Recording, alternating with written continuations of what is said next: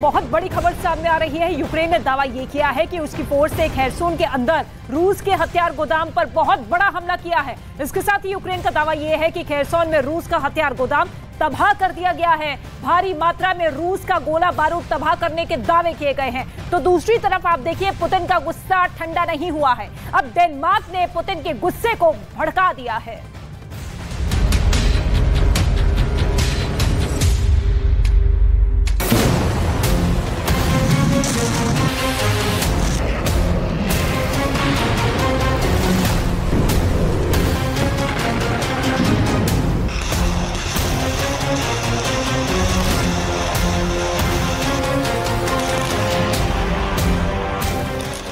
Putin अब Ukraine में अपनी जीत पर फाइनल मुहर लगाने की तैयारी कर रहे हैं।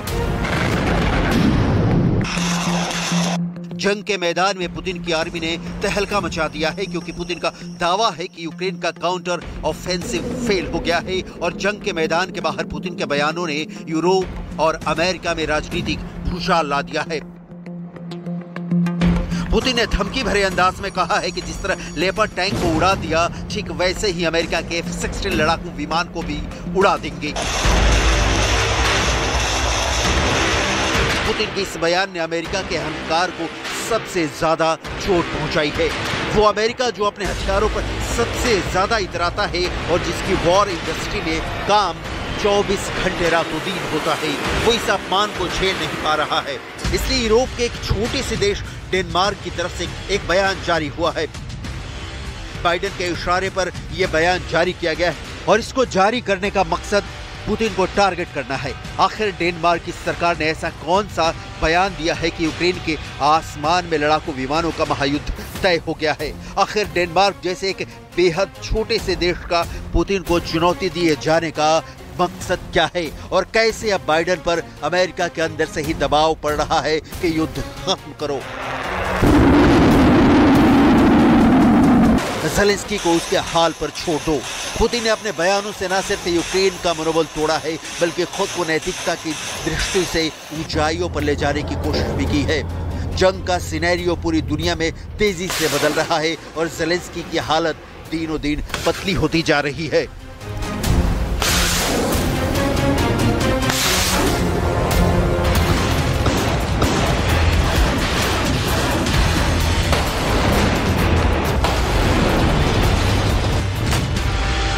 एक तरफ ब्रिटेन के ही रक्षा मंत्रालय की तरफ से ये कहा गया है कि रूस के अटैक हेलीकॉप्टर्स की वजह से रूस की आर्मी को यूक्रेन के दक्षिणी हिस्से में आगे बढ़ने में मदद मिल रही है, और दूसरी तरफ अमेरिका के वॉर एक्सपर्ट्स सब परेशान हो रहे हैं कि आखिर ज़ेलेंस्की की डिमांड पर अमेरिका और कितने डॉलर्स खर्च करेगा। यूएस सिविल डिफेंस नाम के एक वेरीफाइड ट्विटर हैंडल से टिप्पणी की गई है कि काउंटर ऑफेंसिव लॉन्च करने से पहले ज़ेलेंस्की पश्चिमी देशों से और ज्यादा हथियार और पैसा मांग रहे हैं, जबकि ज़ेलेंस्की भी जानते हैं कि काउंटर ऑफेंसिव फेल होने जा रहे हैं। ज़ेलेंस्की F-16 की डिमांड कर रहे हैं। इसके अलावा गोला बारूद और टैंक्स भी मांग रहे हैं। अमेरिका $multi-million का एक और पैकेज भेज रहा है, लेकिन ज़ेलेंस्की इससे भी ज्यादा मदद की उम्मीद कर रहे हैं। ऐसी राय अब अमेरिका के कई वॉर एक्सपर्ट्स के अंदर बनती जा रही है। इस ट्वीट से ही आपको समझ आ जाएगा कि ज़ेलेंस्की की हालत कितनी पतली होती जा रही है। अमेरिका के अंदर ये चर्चा इसलिए भी उठ रही है क्योंकि खुद यूक्रेन के ही वॉर एक्सपर्ट ये मान रहे हैं कि बिना एयर सपोर्ट के यूक्रेन का काउंटर ऑफेंसिव फेल होना तय है। दरअसल यूक्रेन की सबसे बड़ी मुश्किल यह है कि उसकी अपनी एयरफोर्स पहले ही लगभग खत्म हो चुकी है। कुछ लड़ाकू विमान यूक्रेन के पास हैं, जिनसे मिसाइल्स दागने में यूक्रेन को मदद मिल रही है। दरअसल कोई भी सेना जब ग्राउंड पर मूव करती है तो उसको एयर सपोर्ट यानी लड़ाकू विमानों की भी आवश्यकता होती है, क्योंकि अगर लड़ाकू विमानों का सपोर्ट नहीं मिलता है तो दुश्मन के लड़ाकू विमान ग्राउंड आर्मी को नेस्तो नाबूद कर देते हैं। ऐसा ही यूक्रेन के युद्ध में ज़ेलेंस्की की आर्मी के साथ हो रहा है। ज़ेलेंस्की की आर्मी काउंटर ऑफेंसिव में फेल इसलिए साबित हो रही है क्योंकि रूस के लड़ाकू विमानों ने ज़ेलेंस्की की फौज के मूवमेंट को बहुत धीमा कर दिया है। 4 जून से शुरू हुआ यूक्रेन का काउंटर अटैक महज 11 दिन में ही दम तोड़ने लगा है। वॉर जोन से आई रिपोर्ट के मुताबिक 1200 से 1600 फीट इलाके में यूक्रेन के 10,000 से ज्यादा सैनिक महज 11 दिन में मारे जा चुके हैं।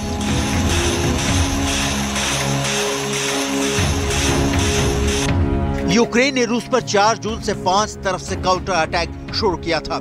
यूक्रेन का दावा था कि रूस की सेना पर 5 तरफ से हुए हमले में रूस को भारी नुकसान हुआ है, लेकिन 4 जून से शुरू हुआ यूक्रेन का काउंटर अटैक महज 2 हफ्ते बाद ही हार की कगार पर पहुंच चुका है। खबरों के मुताबिक 5 तरफ शुरू हुआ यूक्रेन का काउंटर अटैक अब सिर्फ 3 तरफ से हो रहा है। 2 फ्रंट लाइन पर यूक्रेन को भारी नुकसान उठाना पड़ा है। 5 की बजाय अब यूक्रेन 3 फ्रंट लाइन से हमले क्यों कर रहा है, इस पर यूक्रेनी सेना चुप्पी साधे बैठी है। रूस का दावा है कि 4 जून से अब तक यूक्रेन के 180 टैंक तबाह हो चुके हैं। यहाँ तक कि यूक्रेन को नेटो से मिले आधे से ज्यादा लेपर्ड 2 टैंक तबाह हो गए हैं, जबकि 15 महीने से ज्यादा की जंग में यूक्रेन का 45% तोप खाना भी तबाह हो चुका है। अमेरिका से मिले ब्रेडली बख्तरबंद वाहनों को भी रूस की सेना ने तबाह कर दिया है।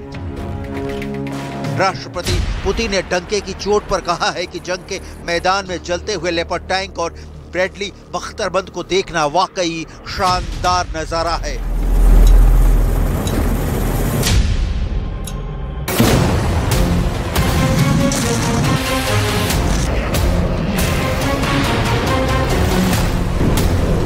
पुतिन का ये ताजा वीडियो वायरल हुआ है जिसमें रूस का राष्ट्रगान बज रहा है और उन्होंने अपने साथ मौजूद एक महिला को चुपचाप रहने का इशारा किया है ताकि राष्ट्रगान का सम्मान बरकरार रहे।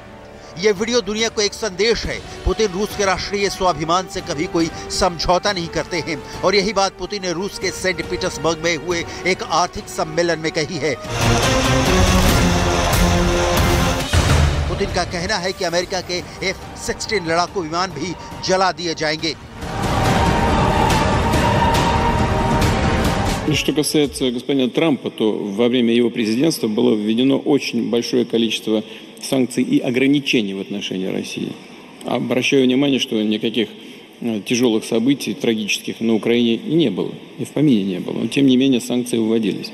Но не исключаю, что если бы была другая администрация, нам все-таки удалось бы пойти по мирному плану урегулирования, от которого и на Украине, и в западных столицах, к сожалению, просто отказали. डेनमार्क के कार्यवाहक रक्षा मंत्री ट्रोल्स लुंड पॉल्सन के मुताबिक संयुक्त राज्य अमेरिका के मंजूरी के बाद डेनमार्क यूक्रेन के F-16 लड़ाकू जेट प्रदान करने के लिए तैयार है।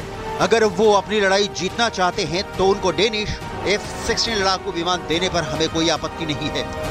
अब ये सवाल उठता है कि आखिर डेनमार्क के पास कितने लड़ाकू विमान हैं? डेनमार्क के पास 43 F-16 लड़ाकू विमान हैं, जिनमें से 30 सक्रिय उपयोग में हैं। डेनिश वायु सेना F-16 जेट्स को आधुनिक F-35 लड़ाकू विमानों से बदलने की योजना बना रही है। खबर तो ये भी है कि यूक्रेन के पायलट जल्द ही डेनमार्क आएंगे, जहां उन्हें F-16 विमान उड़ाने के लिए ट्रेनिंग दी जाएगी। लेकिन यहाँ सबसे बड़ी बात यह है कि डेनमार्क की सरकार की तरफ से यह बयान पुतिन के बयान के 24 घंटे के अंदर आ गया है। मामला बिल्कुल साफ है कि बाइडेन के ही इशारे पर पुतिन को डेनमार्क की तरफ से चुनौती दी गई है। सबसे पहले डेनमार्क की लोकेशन देखिए, ये यूरोप के अंदर एक बहुत छोटा सा देश है। क्षेत्रफल के हिसाब से रूस दुनिया का सबसे बड़ा देश है, यानी नंबर 1 पर है, जबकि डेनमार्क दुनिया में 134वें नंबर पर सबसे छोटा देश है। आप समझ सकते हैं कि एक छोटे से देश डेनमार्क ने रूस को चुनौती अमेरिका के ही दम पर दी है।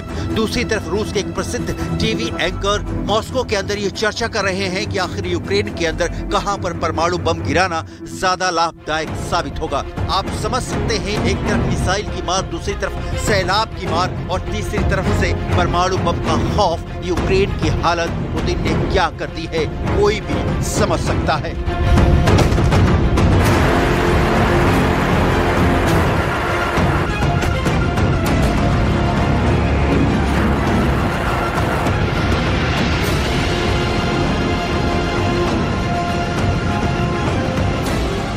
ब्रिटेन के रक्षा मंत्रालय ने यह दावा किया है कि रूस के अटैक हेलीकॉप्टर्स की मदद से रूस को यूक्रेन के दक्षिणी इलाकों में बढ़त मिल रही है। ब्रिटेन का रक्षा मंत्रालय रूस के Ka-52 हेलीकॉप्टर्स का जिक्र कर रहा है। ये रूस का सिंगल सीट अटैक हेलीकॉप्टर है। रूस के इस बेजोड़ हेलीकॉप्टर का अटैक बेहद खतरनाक होता है। यह हेलीकॉप्टर मशीन गन की तरह फायर कर सकता है। इस हेलीकॉप्टर में सॉकेट्स होते हैं जहां से टारगेटेड हमला किया जा सकता है। इस हेलीकॉप्टर में फायर रॉकेट्स इंस्टॉल होते हैं जो बहुत तेजी से दुश्मन के ठिकानों को खत्म करने की क्षमता रखते हैं। क्रेमलिन के प्रवक्ता दिमित्री पेस्केव ने कहा है कि यूक्रेन के सारे हथियार खत्म करने का हमारा लक्ष्य अब पूरा हो चुका है। पुतिन ने अफ्रीकी देशों के साथ मुलाकात के दौरान एक अहम बयान ये भी दिया है कि रूस के साथ 2022 में ज़ेलेंस्की ने शांति समझौता किया था, लेकिन उसे 2022 में ही तोड़ दिया गया था। Целыми детскими домами, абсолютно легально, потому что руководители этих домов были законными их представителями. Мы никогда не были против того, чтобы дети воссоединялись со своими семьями, если, конечно, их родственники объявляются. Никаких препятствий к этому никогда не было, нет и, разумеется, никогда не будет. Хочу вас заверить в этом. अब ज़ेलेंस्की के पास हथियार तो नहीं बचे हैं, लेकिन प्रोपेगेंडा फैलाने में यूक्रेन का अब भी कोई सानी नहीं है। और यूक्रेन की तरफ से अब रूस पर आरोप ये लगाया गया है कि पुतिन की सरकार यूक्रेन के अंदर से बच्चों को गायब कर रही है। और ये आरोप पुतिन पर युद्ध की शुरुआत से ही लगाए जा रहे हैं, लेकिन अब पुतिन ने इन सारे आरोपों को निराधार और बेबुनियाद बता दिया है। Дети. Святое дело. Мы вывозили их из зоны конфликта, спасая их жизни и здоровье. Вот что происходило. Никто не собирался никаких детей куда-то там разлучать с семьями. Вывозили целыми детскими домами. Абсолютно легально. Потому ज़ेलेंस्की ने पुतिन के खिलाफ इंटरनेशनल कोर्ट से वॉर क्राइम के मामलों में एक अरेस्ट वारंट भी जारी करवाया है, लेकिन दुनिया में ऐसा कोई नहीं जो पुतिन को गिरफ्तार कर सके। पुतिन काम पूरा करने के बाद बयान देते हैं और पुतिन जिस तरह 2 दिनों से लगातार अमेरिका को धमका रहे हैं, बात बिल्कुल साफ है, पुतिन ने यूक्रेन में अपना टारगेट हासिल कर लिया है।